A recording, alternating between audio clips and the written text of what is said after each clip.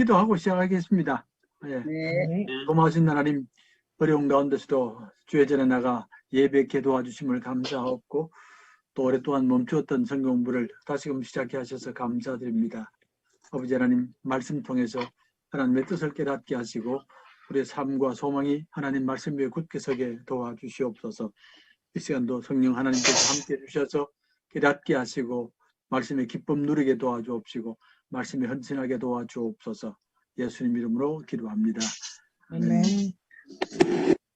자, 우리가 사실 지금 신약으로 들어가야 될 때가 됐습니다. 지난번에 자료를 한번 드렸는데 그동안에 한 두 달 넘었습니다. 2달 넘게 제가 미국 갔다 오는 바람에 못했길래 일단은 우리가 신약을 하기 전에 조금 구약의 사건을 정리하고 그렇게 다음 주부터 신약 들어가겠습니다.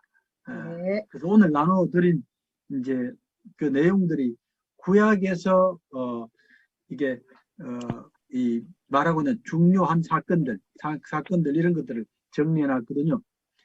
그래서 이런 것들을 한번 정리해 보면서 앞으로 신약을 어떻게 준비할까를 그렇게 말씀드리려고 합니다. 그런데 이제 유임을 보시면서 우리 김 목사님은 안 되겠는데 다른 분들은 직접 한번 그 빈 칸에다가 한번 채워보면 좋겠습니다.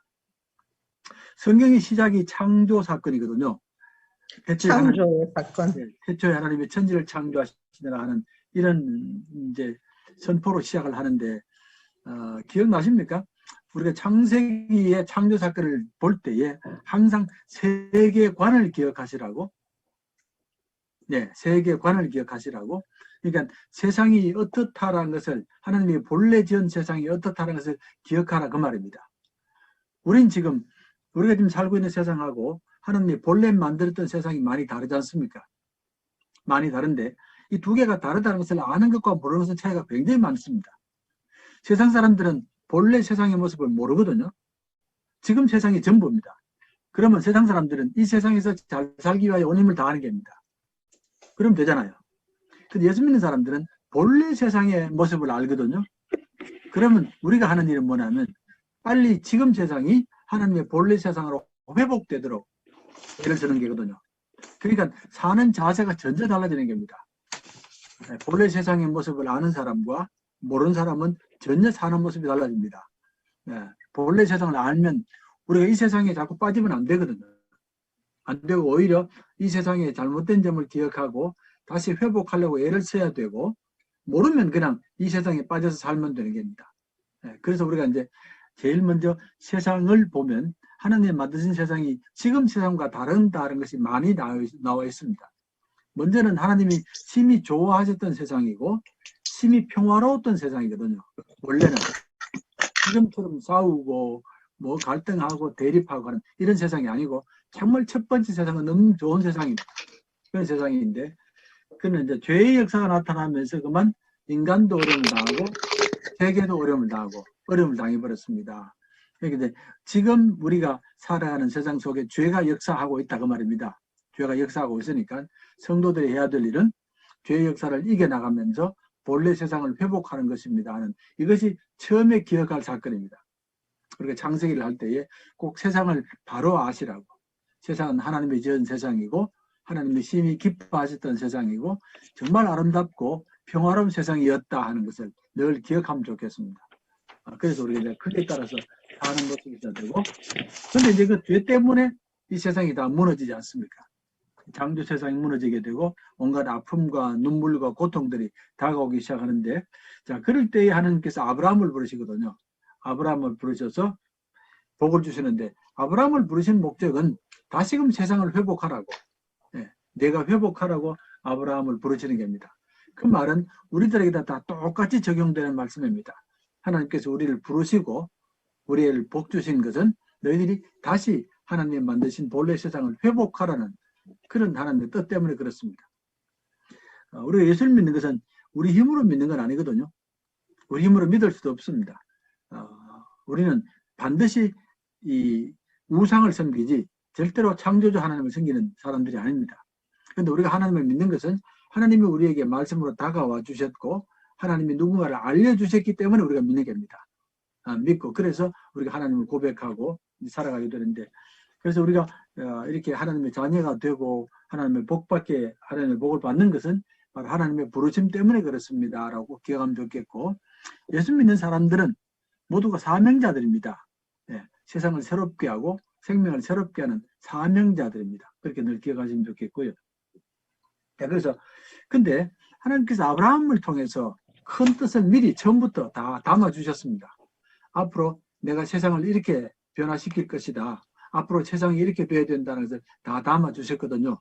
다 담아주신데 그걸 정리해보면 한 16개가 나옵니다. 16개가. 그러니까 아브라함 때부터 시작해서. 그러니까 아브라함 때란 말은 지금부터 몇 년 전이냐면 무려 4,000년 이상 전입니다.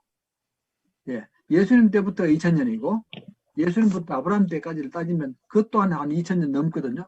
그러니까 우리가 뭐 좀 짧게 잡아도 4,000년 이상 그전에 하나님께서 아브라함을 부르셔가지고 그때 이미 앞으로 이 땅에서 일어날 모든 일들을 다 보여주는 겁니다. 아브라함에게.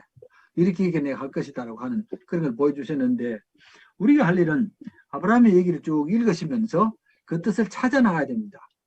예. 땅속에 묻은 보화를 찾는 것처럼 아브라함의 이 얘기 속에 담긴 그 보화를 찾아내야 되거든요. 찾아내야서 지금 하나님께서 어떻게 이루어 나가시는가를 알아야 됩니다. 알아야 되는데 아브라함이 처음에 그런 뜻을 받았을 때는 굉장히 아브라함이 당황했을 것이라고 생각합니다. 이게 뭐냐는 겁니다. 이게 이럴 수가 있느냐고 하는 전혀 이해도 안 되고 당황하는 그런 뜻들이 많이 있습니다. 근데 지금은 우리가 그 뜻을 보면 아 이게 우리가 가까이 있는 것들인데 하는 생각을 합니다. 가까이 있는 것들인데 왜냐하면 이미 4,000년이 지났기 때문에 그렇습니다. 무슨 말인지 알겠습니까? 네. 아브라함 시대에 하나님께 주신 뜻은 도대체 이해도 되지 않고 이게 무엇냐라고 하는 그런 생각을 많이 했을 텐데 시간이 오랫동안 지나면서 그 하나님의 뜻이 하나둘 이 땅에 이루어지기 시작하는 겁니다. 근데 만약에 이런 하나님의 뜻이 없었다면 이 세상은 갈수록 파멸로 갔을 텐데 이 뜻이 있었기 때문에 세상이 점점 좋아지는 겁니다. 좋아지고 지금에 와서 보면 너무나 당연하고 이렇게 해야만 된다는 것을 이제는 깨닫는 겁니다. 예, 그렇게 성경을 보시면 좋겠고요. 그래서 이제 우리가 처음에 이제 하나님께서 아브라함을 선택한 목적을 이렇게 말하거든요. 내가 너희를 선택한 것은 의와 공도로 다스리기 위하여 선택했다. 창세기 18장 19절입니다. 의와 공도로 다스리기 위하여 너희를 선택했다라고 말씀하셨는데 우리는 당연히 세상이 의롭게 돼야 되지. 당연히 법에 따라서 돼야 되지라고 말하지 않습니까? 우린 지금 그렇습니다. 근데 4,000년 전에는 상상도 못한 일입니다. 왜냐하면 4,000년 전에는 전부가 다 무력으로 다스렸습니다. 모든 나라가. 힘 있는 자가 다스렸지 의와 공들은 아닙니다. 지금은 우리는 대통령도 의를 따라가야 되잖아요. 대통령도 따라가야 됩니다. 그런데 옛날에는 모든 법을 왕이 마음대로 정했잖아요. 그리고 힘 있는 사람들이 힘 없는 사람을 마음대로 부렸거든요. 그게 사실은 수천 년 동안 이 땅 역사입니다. 그러니까 그 옛날에 하나님께서 의와 공도가 너를 통해서 앞으로 이 땅에 뿌리 내린다고 했을 때에 아브라함이 얼마나 그거를 놀랐고 이게 뭐냐라고 얘기했을지 모르겠습니다. 근데 실제로 지금 와서 보면 결국 이 땅이 무력으로 마음대로 할 수 있는 땅이 아니거든요. 대통령이라고 마음대로 할 수 있는 땅이 아닙니다. 이거는 대통령이라도 의를 지켜야 되거든요. 그래야지 사람이 평등해지지. 그렇지 않습니까? 그게 첫 번째 아브라함에게 주신 큰 뜻이고 두 번째가 남녀 평등이 나오거든요. 남녀 평등이 나옵니다. 남녀 평등인데 요즘에는 우리가 이제 우리 한국에서도 남녀 평등이라는 말을 많이 하지 않습니까? 하는데 우리 어른들 시대만 해도 남녀 평등이라는 말이 별로 안 되는 말입니다. 그때만 해도 여자분들이 굉장히 이게 차별을 많이 당했잖아요. 굉장히 차별을 많이 당했습니다. 우리 어릴 적도 그랬는데 그러니까 남녀 차별하는 것은 수천 년 내려온 전통이고 온 세상이 다 그랬습니다. 다 그랬는데 아브라함 때부터 시작해서 하나님께서는 차별이 없어야 된다. 힘이 있다고 약한 자를 차별해서는 안 되고 여자라고 차별해서도 안 되고 흑인이라고 차별해서도 안 된다는 이런 메시지를 심어주는 게 아닙니다. 그게 평등 사상인데 그게 어디 나오냐면 하나님께서 아브라함을 부르셔서 만국의 아비라고 불렀습니다. 만국의 아비라고 불렀거든요. 그럼 사라는 어떻게 불렀습니까? 어미. 사라는 만국의 어미. 어미라고 불렀잖아요. 예. 한 사람은 만국의 아비고 한 사람은 만국의 어미로 불렀습니다. 이 두 사람 사이에 차별이 있습니까? 없습니다. 사라도 아브라함과 동등한 자리에 두시거든요. 그 옛날에 어떻게 남녀를 동등하게 다루시느냐 그 말입니다. 이건 말도 안 되는 얘기입니다. 근데 하나님께서 앞으로 이 땅에 너희들이 남녀 차별을 무너지게 해야 된다. 예. 그리고 남녀 차별이 가정에서 무너져야만이 세상으로 변화되기 때문에 그렇습니다. 그게 이제 굉장히 큰 사건 아닙니까? 근데 이제 이 땅의 평등이라는 개념은 실제로는 몇백 년 안 됐습니다. 불과 많이 돼봐야 한 300년밖에 안 됐습니다. 평등이라는 말이 나오기 시작한 것은. 그러니까 이제 불란서 혁명이 일어나고 영국 혁명이 일어날 때에 평등이라는 말이 나왔거든요. 나왔는데 그러니까 오랫동안 이 세상은 차별의 세상입니다. 차별의 세상인데 이제 평등이 본격화되기 시작하고 특별히 이제는 남녀 평등도 그렇지만 흑백 평등도 이제 본격화되기 시작하잖아요. 옛날도 아닙니다. 뭐 몇십 년 전만 해도 백인들이 전부 노예로 끌려왔고 고통을 너무 많이 받았는데 이제는 그거 못하잖아요. 그러니까 남녀 평등도 만들어지고 또 피부 평등도 만들어져야 되고 이런 평등이 땅이 만들어져야만이 피해받는 사람이 없는데 평등이 안 만들어지면 수많은 사람이 피해를 받는 겁니다. 그래서 그런 것도 이제 만들어 주셨고 세 번째가 뭐냐면 생명 존중입니다. 하나님께서 아브라함에게 주신 생명 존중인데 그게 뭐냐면은 하나님께서 이삭을 바치라고 그랬거든요. 이삭을 제물로 바치라고 그랬을 때에 아브라함이 이삭을 데리고 가는데 마지막에는 제물로 못 바치게 하잖아요. 예, 생명을 제물로 바치는 것은 이 땅 역사에 있어서 오랫동안의 전통입니다. 모든 나라가 모든 문화가 생명을 제물로 바쳤습니다. 특별히 어린 아이들을 제물로 많이 바쳤고 처녀들도 제물로 많이 바쳤습니다. 곳곳에 그렇게 했거든요. 근데 지금은 절대로 안 됩니다. 지금은 어떤 경우도 생명을 이렇게 제물로 바치는 경우는 없습니다. 이게 이제 기독교가 전파되기 때문에 그런 일이 벌어지는 겁니다. 그래서 모든 생명 속에 하나님의 형상이 담겨져 있기 때문에 어떤 경우도 생명을 바쳐서는 안 된다. 이건 하나님의 것이다라고 하는 그런 것 때문에 생명을 제물로 바치는 게 끊어지는 겁니다. 이 땅에 사라지는 그런 것들이 생겨나고요. 네 번째가 뭐냐면 유일신 하나님입니다. 오직 한 분 하나님. 유일신 하나님 신앙이거든요. 예, 이해되시죠? 예, 그러니까 이제 유일신 신앙인데, 자, 그래서 이제 네 번째가 참 우리가 가장 중요하게 여기는 이제 신앙 고백 아닙니까? 하나님은 오직 한 분이란 것. 참 하나님은 한 분이고 나머지 모든 신들은 전부 신이 아니고 우상들이다. 신이 아니고 우상들이라 그 말입니다. 하나님은 오직 한 분밖에 없고 창조자 한 분이라는 그 사상이 나타나거든요. 이게 이제 성경의 가장 위대한 신앙 고백 중에 하나입니다. 가장 위대한 것이라고. 왜냐하면 옛날에는 전부 신들이 온 사방에 있었거든요. 하늘에도 신들이 많았고 땅에도 신들이 많았고 물속에도 신들이 많았고 그리고 이 신들을 다 사람들이 절했습니다. 전부 두려워하고 제물을 바치고 절했는데 하나님께서 이 모든 것들이 신이 아니라고 선포해버리고 너희들이 이 모든 것들을 다스려 버려버렸습니다. 그러니까 이래 되면 모든 세상이 바뀌기 시작하고 또 이 백성들의 위치가 달라지는 겁니다. 신들이 많았을 때는 사람이 되게 비천한 존재입니다. 항상 신들을 섬겨야 되기 때문에 옛날에 우리가 뭐 요즘도 그런 사람 많은데 무슨 뭐 결혼하려고 그러면 날 잡아야 되지 이사 가려면 날 잡아야 되지 이게 전부 귀신 때문에 그렇거든요. 근데 이제는 마음 놓고 하지 않습니까? 이런 것들을 하게 되는데 그 말은 그동안 수천 년 동안 사람들이 신들의 종으로 살았다는 겁니다. 근데 하나님께서 이 모든 것들이 신이 아니다.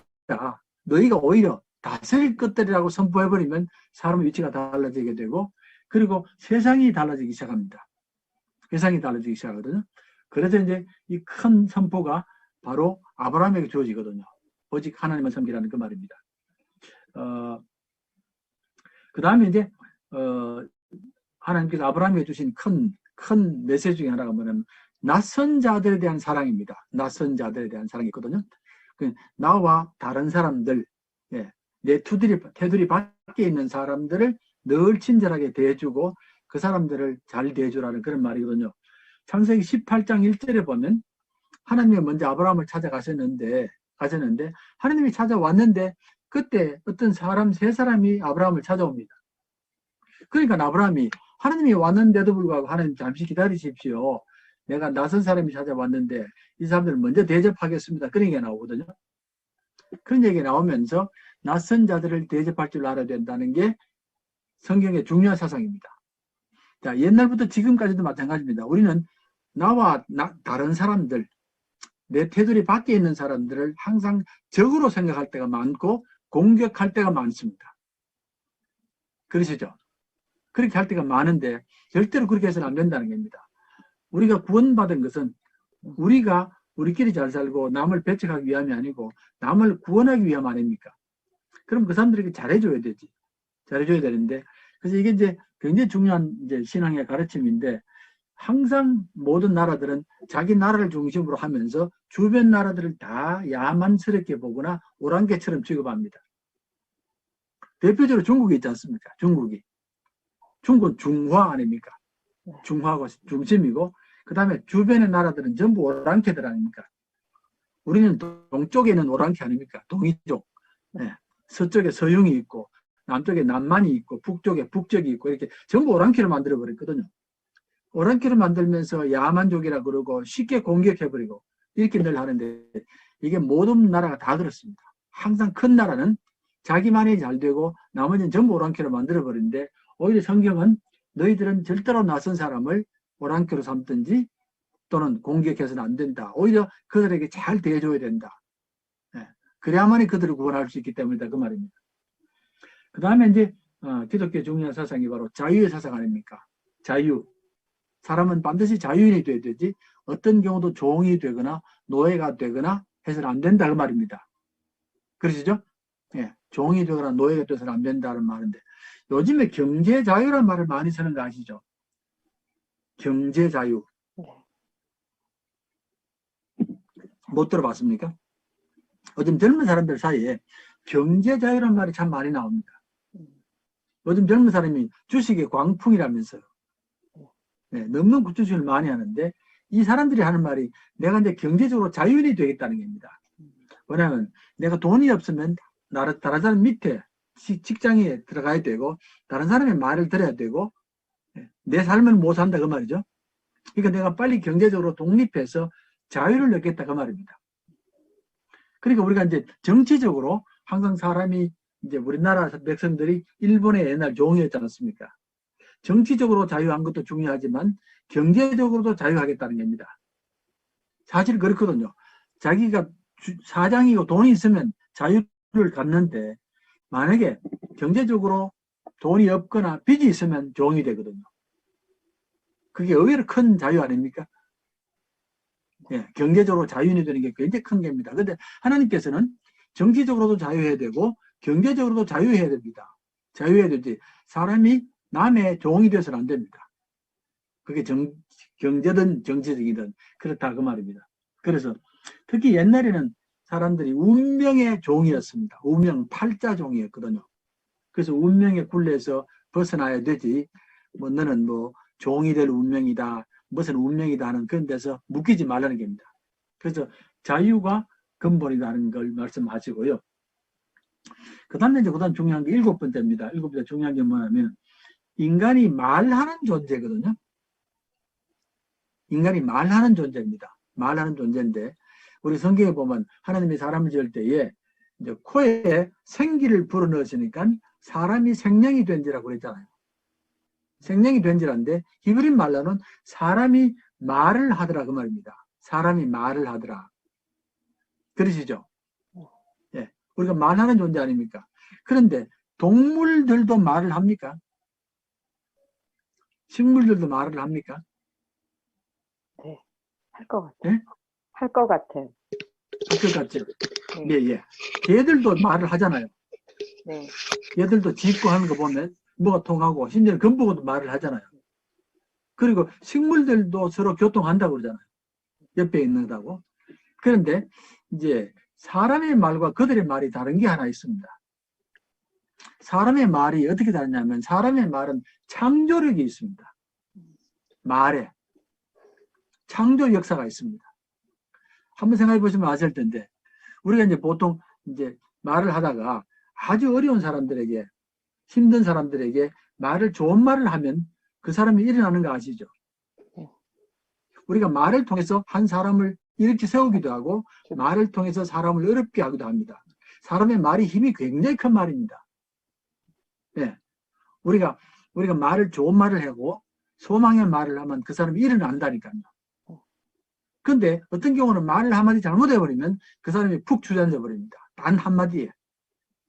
그런 경우 있으시잖아요. 딱 말 한마디에 그러면 사람이 푹 주저앉거든요. 그만큼 말의 힘이 있습니다. 말의 힘이 있는데 동물들은 말에 창조력은 없습니다. 식물도 그렇고. 근데 사람들의 말은 창조력이 있다는 거예요.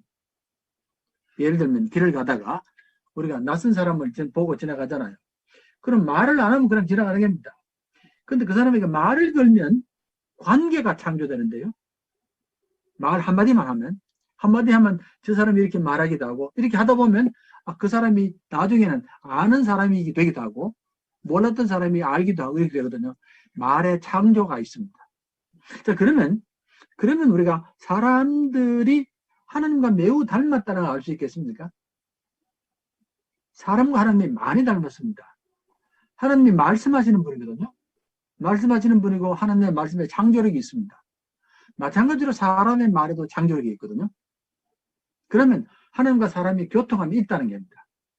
그래서 성경에서는 하나님의 형상대로 사람을 만들었다고 그러잖아요. 형상대로. 그 형상이란 말의 의미가 사람에게도 말할 수 있는 능력을 줬고 그것이 창조의 능력이라고 말합니다. 우리가 이제 어떤 문제를 해결할 때 문제 때문에 막 고민하다가 사람들하고 말하다 보면 문제가 풀릴 때가 많거든요. 말을 통해서 새로운 창조가 나타나는 겁니다. 그래서 사람에게 말하는 자유가 있고 사람은 어떤 경우도 말을 못하게 해서는 안 된다. 말의 자유가 있어야 된다고 말입니다. 그게 큰 말 아닙니까? 우리가 특별히 이걸 이제 정치적으로는 언론의 자유라고 그러거든요. 말을 할 수 있도록 해야 되지 말을 막으면 안 됩니다. 사람을 말을 막아버리면 사람은 죽습니다. 그러니까 이제 말의 자유가 인간의 근본이거든요. 하나님께서 말하심으로 창조하신 것처럼 우리도 말을 해야 창조가 나타난다는 그 말입니다. 자, 그렇고 자, 그래서 이제 그 다음 8번이 바로 하나님도 말씀의 하나님입니다. 하나님은 말하시는 분이거든요. 말씀의 하나님이라는 걸 기억하면 좋겠고 아울러 9번째 아브라함에게 주신 메시지가 뭐냐면 약한 자를 돌보아야 된다는 것. 약한 자를 돌보아야 되는 게 성경의 중요한 정신입니다.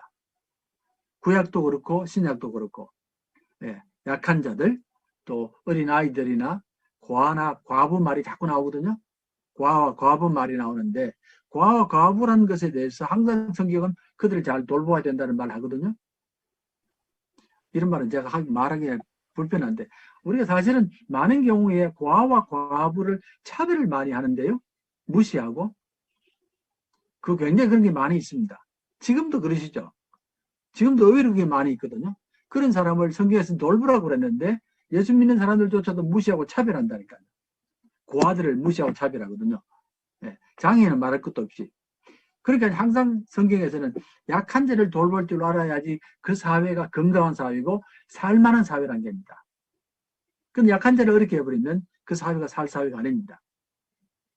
그래서 이제 우리가 선진국과 후진국의 차이를 말할 때 제일 큰 잣대가 하나가 뭐냐면은 장애인을 어떻게 대하느냐에 따라서 선진국이다 후진국이다가 달라집니다. 장애인들을 귀하게 여기주면 선진국이고 장애인들을 천대하면 후진국이 되는 겁니다. 그러면서 우리나라가 지금 많이 변한 거 아닙니까? 우리나라도 굉장히 많이 변했습니다. 많이 변했고 이제 선진국으로 많이 올라가려고 그러거든요. 아직 좀 남긴 남아도 옛날 비하면 뭐 지금은 비교도 안 됩니다. 그러니까 약한 자들, 소외된 자들, 장애인들 이런 사람들을 귀하게 볼 줄 알아야 선진국이 되는 겁니다. 세상 사는 맛이 나고 그렇습니다. 네, 그렇고 저는 어서 오세요. 이재현 들어오셨네. 저는 시간을 잘못 아셨나 봐. 이제 들어오셨네.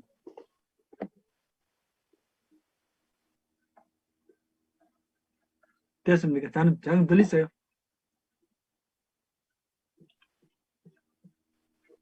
연결 중이구나. 자, 지금 이제 10번 넘어갑니다. 10번 넘어가는데 10번에는 하나님께서 아브라함과 언약을 맺습니다. 예, 언약을 맺거든요. 언약이라는 것을 잘 기억하시면 되고, 저는 제 말 들립니까? 네. 이제 잘 들리세요? 잘 안 들리시는 모양이다. 예. 자, 성경에서는 언약이라는 것이 있습니다. 하나님께서 아브라함과 언약을 맺으셨거든요. 맺을 때에 짐승을 잡고 피를 흘리고 그렇게 해서 언약을 맺습니다. 피를 흘리고 언약을 맺으면서 이건 반드시 지켜야 된다고 하는 것이 언약이라는 게 있습니다. 언약이라는 게 있는데 언약이 뭐냐면은 사람과 사람 사이에 관계하는 모습입니다. 언약은 하나님과 사람이 관계하는 모습이고 사람과 사람이 관계하는 모습을 언약이라고 그럽니다. 그러니까 이제 언약을 맺을 때는 나는 당신을 존중하고 당신도 나를 존중하고 어떤 경우도 나는 당신을 이용하거나 착취하지 않고 서로 존중하고 서로 돕고 협력하는 그런 관계입니다. 이게 언약이란 말입니다. 언약을 맺는 것은 하나님께서 우리와 언약을 맺으시거든요. 맺으실 때는 내가 너희를 최대한 사랑하고 존중하고 너희도 나와 약속을 지켜라. 신실하게 지켜라. 우리가 관계를 계속해서 하기 위해서는 반드시 정직해야 되잖아요. 정직해야 되고 신실해야 되고 서로 존중해야 되잖아요. 근데 만약에 우리가 서로 관계를 맺으려고 그러는데 한쪽이 거짓말하거나 이용하려고 그러거나 속이거나 이러면 언약이 안 되는 겁니다. 관계가 안 맺어지는 겁니다. 그래서 하나님께서 모든 만물이 서로 만나며 살거든요. 서로 만나며 사는데 이 만남의 모습을 뭐라고 말하냐면 언약이라고 그럽니다. 언약이라고 해서 언약에는 둘이가 동등해야 됩니다. 한쪽이 높고 한쪽이 낮고 이러면 안 되고요. 동등해야 되고 서로 존중해 줘야 되고 너는 너고 나는 나고 존중해 줘야 되고 네. 그리고 서로를 축복해 주는 관계가 돼야 되고 이게 관계의 모습입니다. 그래서 하나님은 우리를 존중해 주시고 사랑해 주시고 축복하시고 우리도 하나님을 존중하고 하나님을 사랑하고 이렇게 돼야지 언약이 되는 겁니다. 그 언약과 비슷한 말이 계약이 있잖아요. 계약이라는 게 있는데 계약은 항상 돈이 움직입니다. 그러시죠? 돈 있는 사람과 없는 사람 이렇게 되거든요. 그러면 한쪽이 기울어지는 겁니다. 기울어지게 되고 한쪽이 힘을 못 쓰게 되고 이용당하거든요. 근데 언약은 그렇지 않습니다. 언약은 그렇지 않은데 이제 사람 관계에서 제일 힘든 게 뭐냐면은 이 사람 관계의 질이 언약이냐 계약이냐에 따라서 어려워지는 겁니다. 우리가 언약으로 대하면 누구를 대하든지 간에 하나님의 자녀로 대해주고 존중해주면 참 좋은 관계를 맺는데 이 관계가 잘못 형성되어 버리면 사람을 이용하거나 고통을 받거든요. 그래서 지금 이제 우리 지금 신앙생활에 있어서 우리 교회가 잃어버린 말 중에 하나가 언약이라는 말이 있습니다. 그걸 잃어버렸습니다. 이제는 그 말 안 씁니다. 안 쓰는데 사실은 반드시 찾아야 될 말이거든요. 교인들이 다 모여가지고 항상 관계를 하려고 그러면 그 관계가 좋아야 되잖아요. 좋아야지 성도들의 관계가 되고 그 좋아야만이 교회에 나오고 싶은 마음이 있는데 그 관계 속에서 뭔가 잘못되면 교회를 못 나오는 겁니다. 네, 각자 믿음이 좋아도 이 언약이라는 게 중요하게 여기면서 언약은 사람과 사람 관계에서 하나님의 언약은 신성합니다. 하나님이 시작하셨기 때문에 그래서 그런 것도 말씀하셨고 그 다음에 이제 11번이 뭐냐면 하나님께서 갈대아 우르에서 아브라함을 부르셔서 가나안 땅으로 옮기실 때는 이제 너희들은 땅을 의지하고 땅을 중심으로 살지 말고 너희들은 하늘을 바라보며 살아라 그 말이거든요. 제가 전에 말씀드렸습니다. 갈대아 우르는 세상에서 제일 비옥한 땅입니다. 갈대아 우르가. 왜냐하면 거기가 메소포타미아 문명의 땅이기 때문에 그렇습니다. 네, 유프라테스 강, 티그리스 강이라는 거대한 강이 흐르고요. 거기에 메소포타미아 문명이 발달한 곳이 바로 우르입니다. 갈대아 우르거든요. 그렇게 비옥한 땅입니다. 근데 거기 살던 아브라함을 가나안 땅으로 보냈는데 가나안 땅은 세상에서 제일 척박한 땅입니다. 이스라엘 가보면 제일 척박합니다. 온통 돌이고 나무도 안 자라고 물도 없고 그렇습니다. 자, 그렇게 하신 이유는 뭐냐면 세상 모든 사람들은 다 땅을 의지하면서 삽니다. 땅이 좋아야 되고 땅이 커야 되고 땅이 비옥해야 되고 그렇게 사는데 너희들은 그렇게 하면 안 된다. 왜냐하면 그렇게 되면 땅이 신이 되기 때문에. 예. 땅이 신이 되기 때문에 그렇습니다. 너희들은 하늘을 바라보며 살아라고. 땅을 의지하지 말고 하늘을 보고 살라고 하는 게 바로 하나님께서 아브라함을 옮기신 이유입니다. 자, 그렇게 하시면 되겠고요. 그 다음 12번째가 뭐냐면 하나님이 세상을 지을 때는 세상을 사랑으로 지었습니다. 하나님이 사랑하시는 세상입니다. 요한복음 3장 16절 하나님이 세상을 이처럼 사랑하자 그랬지 않습니까? 하나님이 사랑하시거든요. 이 세상을. 그런데 예수 안 믿는 사람들은 많은 사람들이 만약에 신이 있다면 세상을 미워하거나 세상을 공격하거나 세상에 무관심하다고 생각합니다. 하나님을 안 믿는 사람들은 신이 분명히 있을 건데 그 신이 뭐 때문에 나를 사랑하겠고 나를 도와주겠고 예? 나를 구원하겠느냐라고 당연히 그렇게 말하고 오히려 신이 두려운 겁니다. 신이 두렵고 예. 그렇게 되는데 성경은 처음부터 분명히 말합니다. 하나님이 세상을 사랑으로 만드셨고 사랑으로 돌보십니다. 하나님이 아무리 세상이 약해도 사랑으로 대하십니다. 그렇게 나오는 겁니다. 하나님이 세상을 이처럼 사랑하사 이렇게 나오거든요. 그러니까 이제 이 하나님이 세상을 사랑한다고 생각하면 우리가 세상을 바라보는 눈이 달라지잖아요. 예. 지금 현실이 아무리 어렵더라도 하나님이 사랑하신다고 여기면 용기를 갖게 되고 또 새로 일어나게 되는 거고.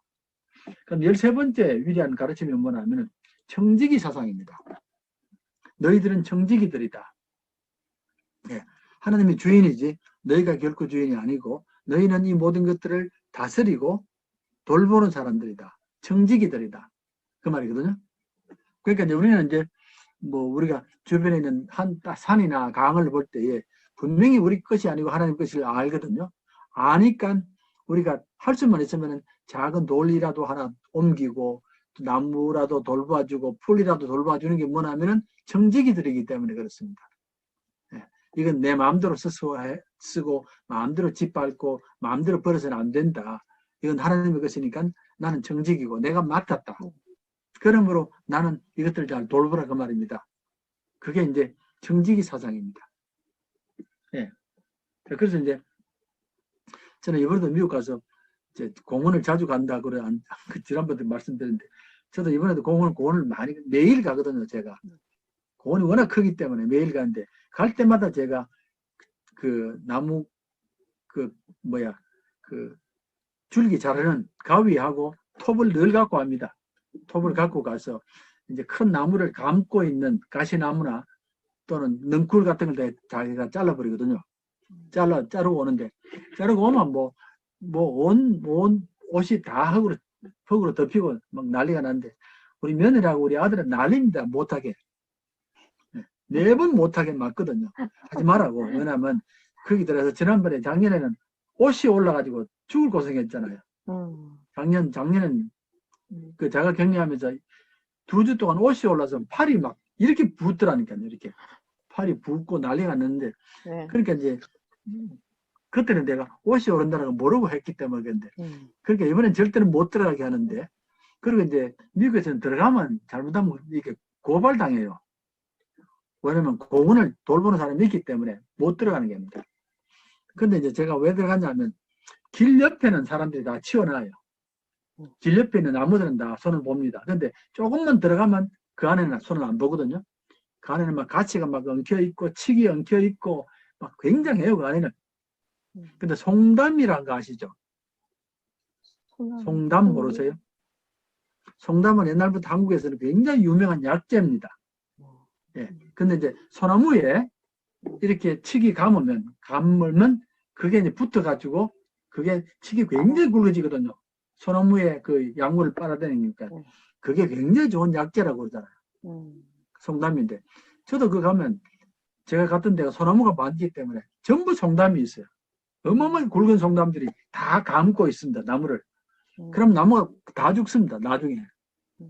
근데 그거를 자르려면 죽을 고생합니다. 그게 워낙 세게 이게 감기 때문에. 그래서 밑에 뿌리를 잘라야 되고 그 다음부터는 이제 붙어 있는 것을 뜯어내야 되거든요. 뜯어내야 하는데 이제 그렇게 하다 보면 하는데 근데 내가 이제 우리 아이들 보고 하는 말이 이 모든 것들이 하나님이 만드셨고 이거는 예수 믿는 사람이 돌봐야 되는데 물론 정부가 하지. 하지만 정부가 성실하게 하면 내가 안 한다. 근데 너희들이 보는 것처럼 길에 있는 나무만 손보지 한 발만 들어가면 그냥 버리거든. 안 하거든요. 눈에 안 보이면. 그러니까 그건 당연히 내가 해야 되지. 내가 하다가 잡혀 들어가면 들어가지라고 내가 하는데 그렇게 그런 일을 하는 게입니다. 하는 게인데 어쨌든 우리가 청직이라는 것이 사상이 우리 예수 믿는 사람들은 다 청직이들이거든요. 내 삶의 청직이고 내 시간의 청직이고 내 몸의 청직이고 내 주변 환경의 청직이고 하는 그런 것을 가져다 주는 게 중요하고요. 자, 그 다음에 이제 안식입니다. 아브라함에게 주신 큰 축복 중에 하나가 안식일 아닙니까? 일주일에 하루는 쉬어라. 하루는 쉬어라고 하는데 이제 전 세계가 일주일에 하루를 쉬거든요. 이게 만약 기독교가 없었다고 생각하면 지금 사람들 수명이 반도 안 됩니다. 네, 50도 안 됩니다. 일주일 내내 일하면 사람은 금방 죽습니다. 유일하게 기독교가 일주일 하루를 쉬게 하거든요. 유일하게. 어떤 종교에도 없는 사상입니다. 어떤 종교도 없고 어떤 사회도 없이 없는데 기독교만이 일주일에 하루를 쉬게 만든다니까요. 근데 그게 지금은 전 세계로 다 번져버렸잖아요. 다 번져버렸는데 그러니까 이제 사람들이 하루를 쉬면 몸도 회복이 되고 마음도 회복이 되고 머리도 회복이 되고 그렇게 살아가는 겁니다. 요즘 사람들한테 회복하라고 그랬더만 주일날 논다고 바빠가지고 더 피곤하다고 그러더만. 그렇잖아. 쉬고 몸을 회복해야 되는데 가서 실컷 놀다가 주일날 저녁에 들어오면 막 월요일 아침 피곤해가지고 전부 버스에서 자고 이러는데 안식일이니까 쉬는 날이니까 쉬고 회복하는 날이거든요. 회복하는 날이고 이 날은 하나님께 드린 날이기 때문에 예배하고 하는 그런 날인데 그래서 성경에서 거룩이란 말이 처음에 나타난 말이 안식일입니다. 거룩이란 말이 처음으로 나타납니다. 이 날은 거룩한 날이라고 하는 그 말이 나왔다는 거 기억하면 좋겠고요. 그 다음에 아까 말씀드린 15번째입니다. 하나님께서 아브라함에게 너희들이 만민의 아비가 되고 만민의 어비가 되라. 그렇게 하셨거든요. 만민의 아비가 되고 온 족속의 아비가 되라는 이 말의 의미는 뭐냐면 너희들이 구원받고 복을 받는 것은 너희들만을 위한 건 아니고 모든 사람이 다 구원받아야 된다. 예, 모든 사람이다. 그래서 이제 기독교는 보편성을 가지고 있습니다. 예, 모든 생명, 모든 문화, 예, 모든 국가를 다 품는 그런 보편성을 가지고 있기 때문에 그래서 이제 대개는 모든 종교는 자기 나라 백성만 좋아합니다. 자기 나라 백성만 지켜주고 자기 나라 왕만 지켜주지 다른 나라 왕은 안 지켜줍니다. 그런데 기독교는 그렇지 않습니다. 우리는 항상 모든 민족을 사랑해야 되고 마음이 넓어져야 되고 그렇습니다. 네, 그런 걸 기억하시면 좋겠고 자, 이제 마지막입니다. 마지막인데 언젠가는 이 땅에 메시아가 온다는 겁니다. 언젠가는 이 땅에 메시아가 온다. 예, 아시죠? 언젠가는 이 땅에 메시아가 오는데 그 메시아가 성경에 보면 말씀이 육신이 되매 나왔습니다. 말씀이 육신이 되었다. 그 말 기억나시죠? 요한복음 1장 1절 말씀이 육신이 되매 우리 가운데 거하시매 우리가 그 영광을 보니 아버지 독생자의 영광이다는 그 말 안 나옵니까?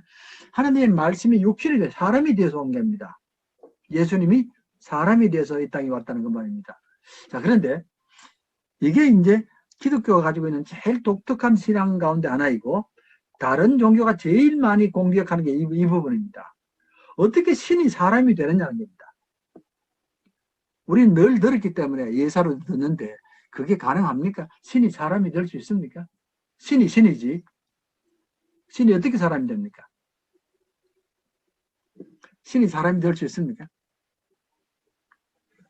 예수님 오셨을 때도 교회가 제일 고통을 많이 받은 게 뭐냐 하면은 예수님이 도대체 사람이냐 신이냐 그 때문입니다. 예수님이 사람이냐 신이냐 때문에 굉장히 많은 사람들이 이단으로 정교되어 버렸고 고통을 많이 받았습니다. 그게 무려 400년 동안 그런 일이 벌어졌습니다. 예수님이 신이냐 사람이냐는 거예요. 그러니까 이제 그 말이 무슨 말이냐면 예수님은 신이면 신이고 사람이면 사람이지 어떻게 신이 또 사람이 되냐 그 말입니다. 그걸 생각해보면 이렇습니다. 제가 좀 전에 이 말씀 드렸습니다. 하나님이 말씀을 하시잖아요. 말씀으로 창조를 하지 않습니까? 우리 하나님 말씀이 하나님인데 그 말씀 속에 창조가 들어가 있거든요. 그런데 인간에게 창조가 들어가 있거든요. 그러면 인간과 하나님이 굉장히 가깝지 않습니까? 어떠세요? 인간과 하나님이 굉장히 가까운 겁니다. 그러니까 하나님께서 사람을 하나님의 형상대로 지었거든요. 사람을. 그러면 하나님에게도 사람의 모습이 없겠습니까? 하나님에게도. 나중에 그 하나님이 이 땅에 오면 사람의 모습을 안 오겠습니까? 그렇게 연결해보면 하나님이 사람이 된다는 게 이해가 됩니다. 잘 한번 생각해보면 되겠습니다. 전 제가 이걸 최근에 들어서 깊이 생각을 하는데, 예, 하나님이 사람이 된다. 이게 무슨 일이냐. 안 믿는 사람은 너무 이상한 겁니다.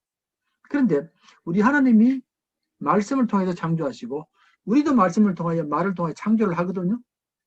하나님과 우리 간에 관계 깊은 게 있습니다. 있는데 우리는 감히 하나님 안에 사람이 있다고 생각을 못 하거든요.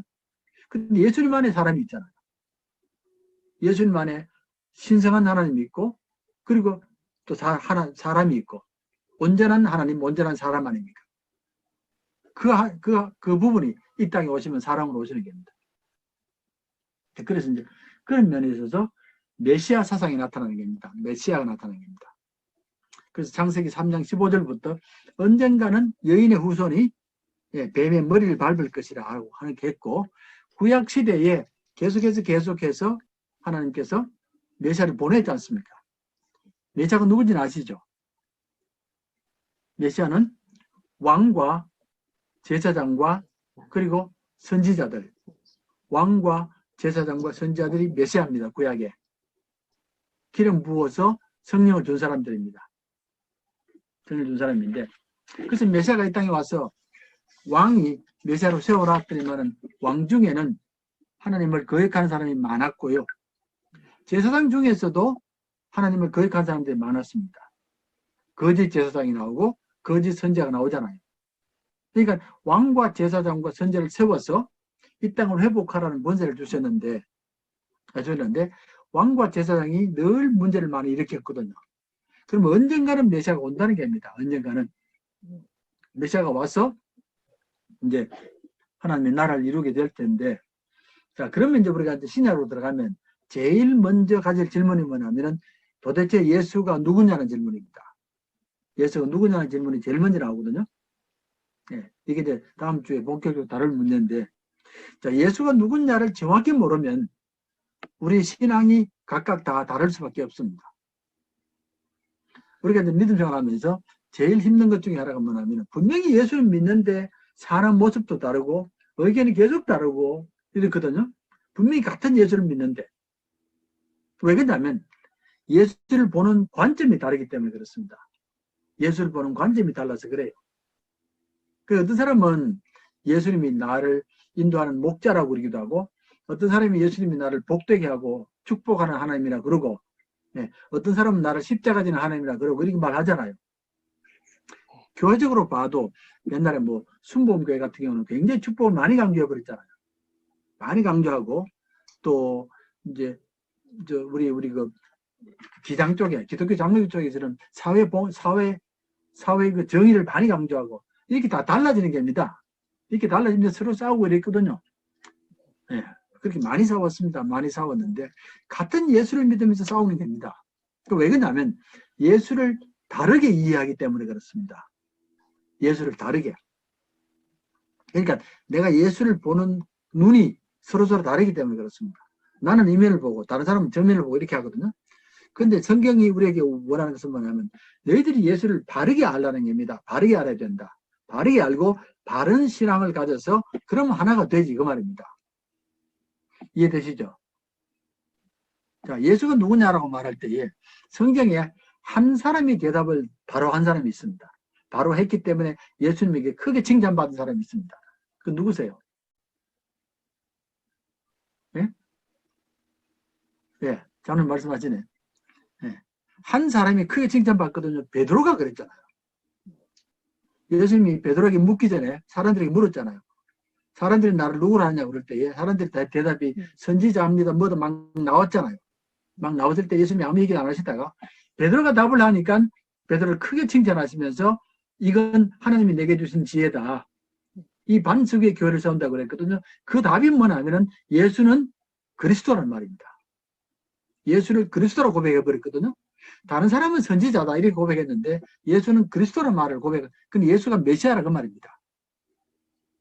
예수가 메시아란 말이면 예수는 왕도 되고 제사장도 되고 선지자도 되지 왕만이 아닙니다. 선지자만이 아닙니다. 선지자면서도 제사장이고 왕입니다. 이 말이거든요. 그 말 이해됩니까? 그래야만 예수님을 바르게 이해할 수 있고 그래야만 예수님이 하신 모든 일들을 알 수 있고 그리고 이해가 되는 겁니다. 예수님이 그리스도라고 고백이 돼야만이 우리도 그 뜻을 알아야만이 우리 신앙이 그렇게 따라가거든요. 따라가고 예수님께서 왕으로 오신 목적은 이 땅에 하나님의 권세를 회복하기 위함 때문이고 제사장으로 오신 이유는 뭐냐면 죽어가는 생명을 죄로부터 구원하기 위함 때문이고 맞습니까? 세 번째 선지자로 오신 것은 뭐냐면 하나님의 말씀을 전해서 백성을 바르게 세우기 위함이다. 이게 세 개가 함께 가는 겁니다. 예. 근데 예를 들어서 내가 예수를 왕으로만 알면 자꾸 권세를 누리려고 그러는 겁니다. 예수 믿고. 아니면 예수를 제사장으로만 알면 자꾸 죄에서 건진 만든 것만 생각하지 왕의 권세가 약하다는 겁니다. 그래서 베드로가 예수가 그리스도입니다. 메시아라고 고백하니까 예수님이 너무 칭찬하셨거든요. 예수는 왕이요, 제사장이요, 선지자라고 이렇게 고백이 되는 겁니다. 고백되면서 그 다음에 이제 조건이 하나 있습니다. 예수님은 완전한 왕, 완전한 선지자, 완전한 제사장. 흠이 있는 게 아닙니다. 흠이 있으면 안 됩니다. 됐습니까? 네. 자, 그래서 이제 그러고 하고 이건 이제 다음 시간 딱 계속 말씀드릴게요. 그 다음에 하나가 뭐냐면 그럼 예수님이 하는 방법은 어떤 방법이냐? 어떤 방법으로 메시아의 직분을 감당해야 되느냐고 할 때 그 방법을 잘 선택해야 되는데 만약에 예수님이 왕이라고 하셔도 잘못된 방법을 쓰면 어려움을 당하는 겁니다. 그게 뭐겠습니까? 예수님이 사용하는 방법이 뭐겠습니까? 내가 메시아로 왔는데 내가 어떤 식으로 역할을 감당해야만이 세상이 구원받고 하나님 나라가 회복되느냐 어떤 방법이겠습니까? 하나 힌트 드리면 이 방법 때문에 고민하고 기도하는데 사탄이 찾아와서 사탄이 제시합니다. 사람들에게 빵을 줘라. 빵을 주면 해결된다는 겁니다. 아니면 기적을 일으켜라. 아니면 세상 모든 권세를 다 잡아라. 이렇게 제시하는 겁니다. 그때 예수님이 다 거부하시거든요. 그럼 무슨 방법이냐가 중요한 겁니다. 그 방법을 알아야만이 왜 예수님께서 그렇게 행동하셨냐가 이해가 되는 겁니다. 이건 다음 주에 숙제입니다. 예. 메시아가 예수님이라고 말씀드렸는데 그럼 예수님이 어떤 방법을 쓰셨냐를 알아야만이 예수님이 행하시는 모든 일들이나 모습을 이해할 수 있는 겁니다. 만약 그 방법을 잘못 찾으면 예수님이 하는 일이 이해가 안 됩니다. 예. 자, 수고했습니다.